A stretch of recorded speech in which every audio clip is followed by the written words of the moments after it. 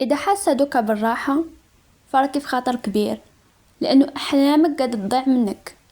الصراحة أحلامك قاعدة تضيع منك، والسبب هو أنك في منطقة الراحة.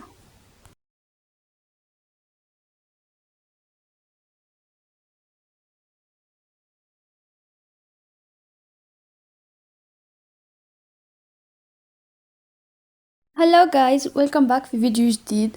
فيديو اليوم عن موضوع مهم بزاف لأي إنسان.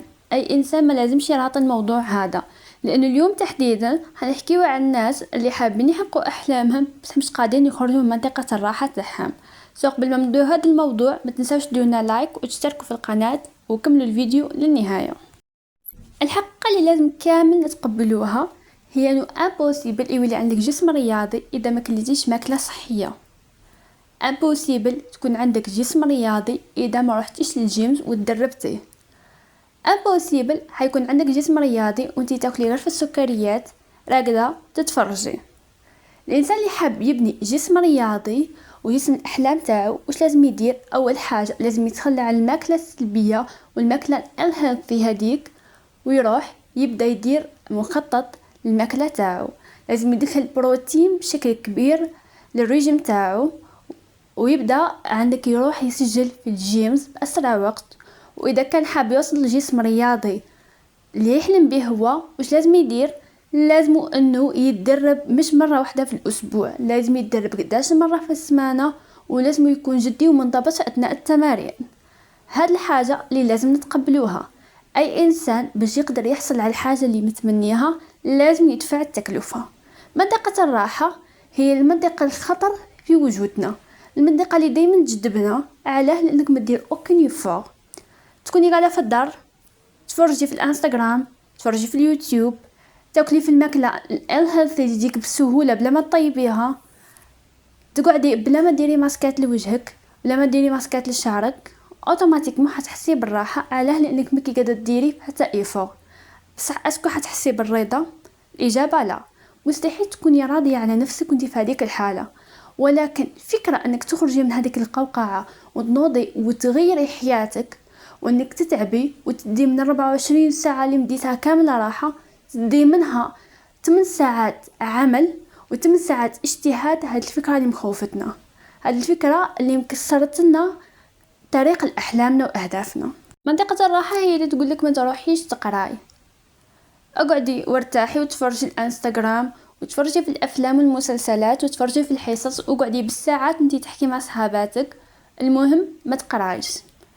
بعد يوم الامتحان وش يصرى؟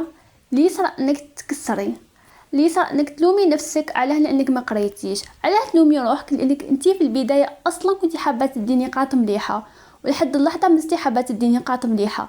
حتى انك ما قريتيش ماكش حابه تدي نقاط مليحه، ماكيش رايحه تنجحي. منطقة الراحة هي المنطقة اللي تخليك تكوني حابة انك تحصلي على وظيفة مليحة، بس في نفس الوقت مكيش قادرة تكوني روحك، ومكيش قادرة انك تطوري نفسك، مكيش قادرة تعلمي لغات، مكيش قادرة انك تطلعي السي في تاعك وانك تعلمي مهارات جديدة. اوتوماتيكمون ماكيش قادرة انك اصلا تروحي تقابلي في شركات، لانه على بالك بلي مش رايحين يقبلوك. وحتى ولو كان كاينه فرصه انه يقبلوك، منطقه الراحه اصلا ما تسمحلكش انك تروحي تقدمي السي في تاعك في الشركات وفي مقابلات العمل، لانه هي تدفعك دائما انك تكوني مرتاحه، انك ديري الافورت هذاك وتروحي للشركه وتروحي لمقابله عمل. مهما كان نوع مقابله العمل، منطقه الراحه راح تمنعك من هذا الشيء، لانك دائما انك تحسي بالراحه وانك تقعدي مخبيه. وحتى انه كي تقعدي بزاف في منطقه الراحه تاعك، عاوك واش يصرى؟ اللي يصرى انك تولي اصلا تخافي من اتفه التفاصيل، تخافي انك تواجهي العالم وانك تحكي مع الناس، تخافي من اصغر انتقاد، تخافي من اصغر عرقله تقدر تجيك في حياتك. اي حاجه صغيره تجيك في حياتك حاجه فيها حاجه كبيره وضخمه وعندها رايحه تحبسي. سبوكس انا واش نقول لكم؟ اذا انتيا في حياتك عندك احلام وعندك طموحات، اول حاجه تبدايها انك تخرجي من منطقه الراحه. اول حاجه تبدايها انك تحبسي النوضان على 11 و12 النهار. لازم انك تديري بروغرام، ديري بروغرام يكون منطقي واقعي. مش نقول لك نوضي على 5 اذا كنتي انتي ما عندك حتى حاجه ديريها على 5. بصح الشي اللي نقوله لك، نظمي يومك، ما تسمحيش لنفسك انك تديري اشياء تافهة وتخليك غير تحسي بالراحة. لازم تبداي بالحاجة الصغيرة، يعني تبداي تدخلي العادات اللي تقدر انه تنجحك، اللي تخرجك من منطقة الراحة تاعك ايتاب باغ ايتاب. وش معناها؟ لان مش معناها هو اول حاجة جسم الانسان، عقل الانسان ميقدروش يتقبلوا الامور دفعة واحدة، ميقدروش يتقبلوا هذاك التغيير اللي يجي ضربة واحدة. سي كوا سا فيدير سا؟ معناها انه نتيا كي تحبي تخرجي من منطقة الراحة ابداي بالحاجة، ابداي بالعادات البسيطة. يعني اول حاجة اذا كنتي تنوضي على 10 حاولي انك تنوضي على 8، وحاولي انك تقعدي على هذا الريتم لمدة اسبوع، شهر ونص، لحتى هذاك الريتم دايما يمشي فيك. يعني حاولي مهما صرا دايما انك تنوضي على 8. بداي دخلي عادات مثلا انك اذا كنتي نتيا ما تقدريش تقراي وانتي لازمك انك تقراي وتكوني في مرحله الدراسه، اللي ننصحك به انك ديما لازمك تحتمي على نفسك على الاقل تقراي ساعه في اليوم.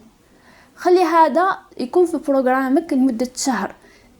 تلاحظي انه مع الوقت انتي وحدك تولي تحبي انك تزيدي الوقت، لانك بديتي تخرجي من منطقه الراحه. اذا كان عندك رهاب اجتماعي ما تعرفيش تحكي مع الناس، اللي ننصحك انك تحاولي ديما كتكوني برا. شوفي الناس اللي تحسيهم انهم عندهم مظاهر مليحه وانك انتي مكش حتكوني متقبله عندهم، وانك تخافي تحكي معاهم، وروحي سقسيهم على اي حاجه، سقسيهم على عندك طريق، سقسيهم على بلاصه حتى اذا كنتي تعرفي هذيك البلاصه. المهم انك تفعلي الكوميونيكيشن. ورا ما ديري هاد اللقطه حتلاحظي بلي حتفتحي على العالم. في الدنيا هذه ما كان الانسان خلق متعلم وخلق طول منضبط. الانضباط وهاد العادات يجوا بالممارسه، انك تدخليه في حياتك طاب باغ طاب. تبداي تدخلي بالحاجه لحياتك حتى حياتك تولي حياه انسان محترف. لانك مستحيل انك تحققي حاجه كبيره وانتي عندك الروتين اليومي تاعك انسان تافه. اذا حابه ما تكونيش انسانه تافهه وحابه تكوني انسانه عندها مكانه في المجتمع، الفو با انك ديري نابورت كال روتين يومي. الفو با انك تمضي حياتك كما يديروها الناس. لازمك تكوني غير عاديه. لكن حلمك يكون غير عادي لازم انت ايامك ما تكونش عاديه. لازمك ديري حوايج تاع ناس ناجحين. صدقيني بهذه الطريقه النجاح اللي يولي طاردك باش تطاردي النجاح.